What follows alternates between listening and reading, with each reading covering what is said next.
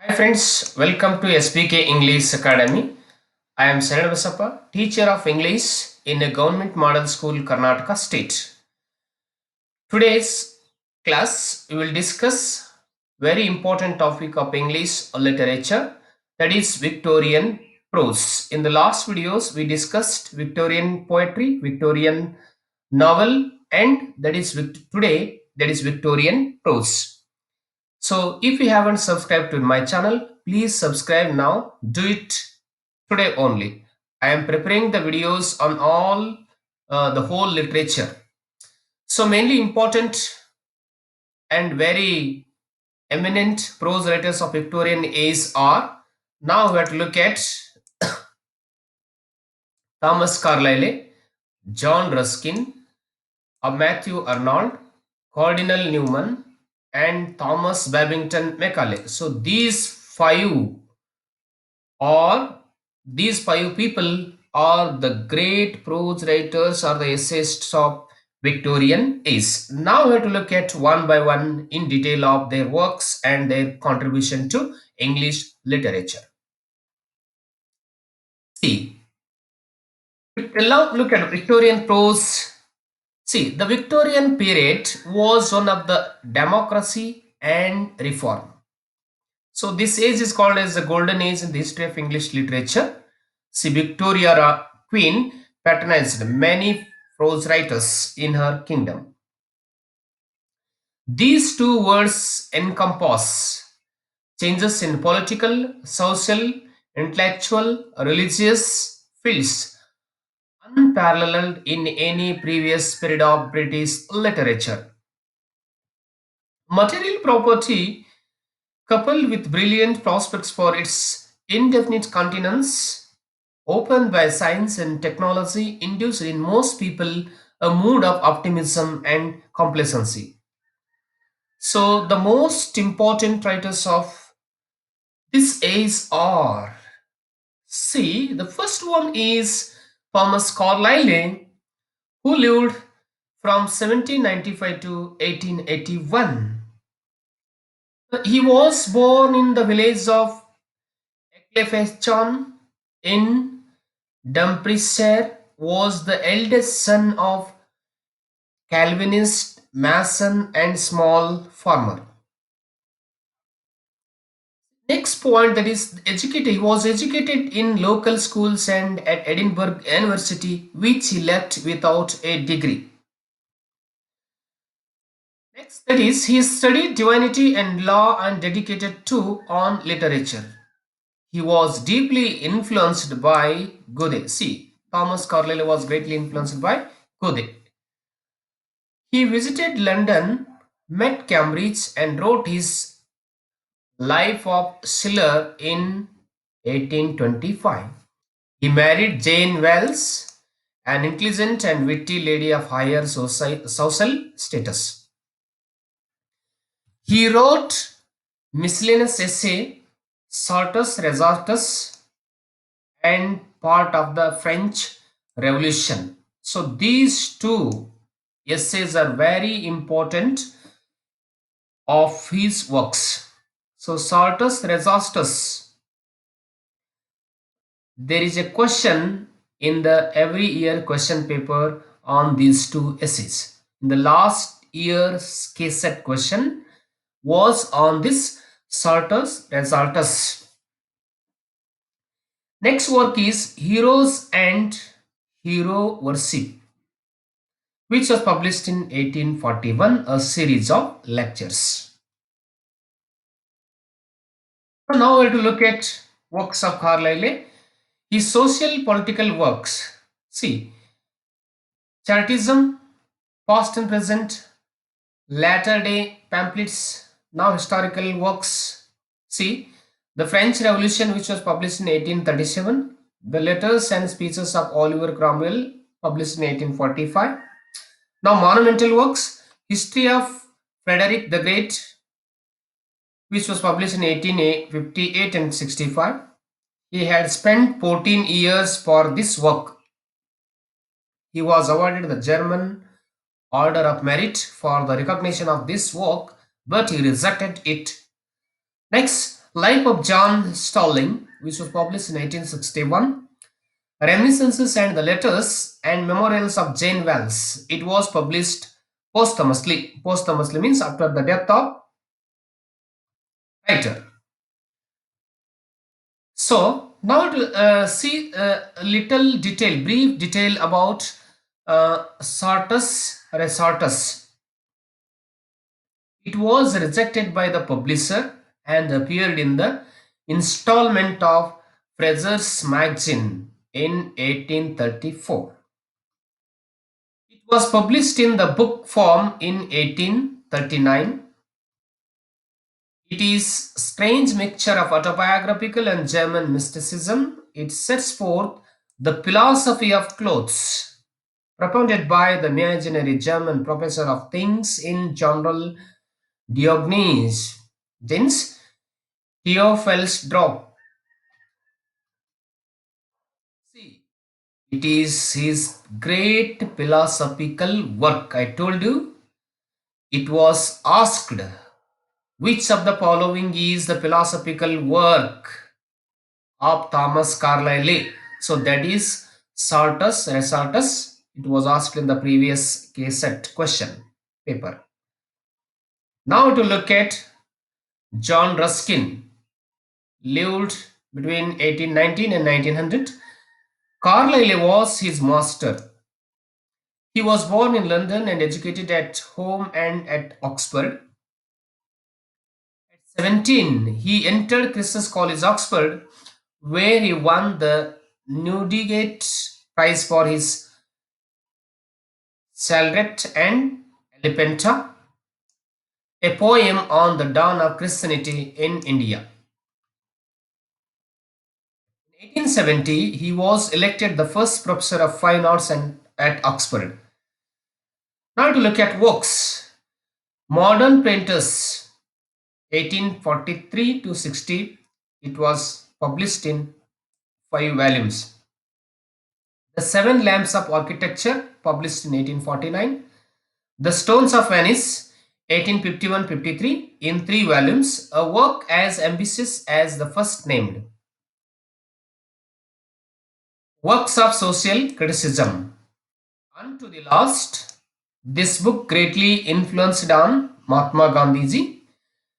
Munera Pulveris, Sesame and Lilies, The Crown of Wild Olive, Force Clavigera. Now works of social criticism. Unto the Last, Munera and The Crown of Wild Olive, Force Clavigera. Now we have to look at Unto the Last. So see that Unto the Last, very important work of Thomas Carlyle. See, it began to appear in installment in the Cornhill magazine, which had just started under the editorship of Thackeray. The treatise in its present form has 4 essays and as published in 1862. The title taken from the parable of the laborers in the vineyard was intended to show that the precepts of the orthodox in economies of the commercial classes were just the reverse of those Christianity they processed. The positive points are made. Wealth consists of things that to lead life. Self-interest and satisfaction of material needs is not the only aim of life. Righteousness and human ideals are quite important. This book greatly influenced on the life of Mahatma Gandhiji. Now I have to look at Arnold, Matthew Arnold. You know, you have to study Matthew Arnold as a great poet, as great critic, and also prose writer. In 3 angles, you have to study Matthew Arnold. There is a question on every year's question paper on Matthew Arnold. His prose writing fall into 3 classes. One is literary criticism, general social criticism, religious criticism. See, literary criticism. On translating Homer, which was published in 1861. Essays on Criticism in two series, published between 1865 1888. Culture and Anarchy, which was published in 1869, is criticism in society in general. Next, Friendship, Goland, 1871. Mixed Essays, 1879. Discoveries in America, 1885. Karna's most social criticism is in Culture and Anarchy. So, in the last year question paper, there was a question on this Culture and Anarchy. It is principally a plea means a strong request for culture as the sovereign remedy for the evils of his age. In this book, Arnold divided English society into three classes. Very important, very careful about these three classes. The aristocracy or the barbarians, the middle class or the Philistines, and the working class or the populace. This question was asked in the last year question paper. Be careful. See, the barbarisms are materialized. The Philistines are vulgarized. The populace are brutalized.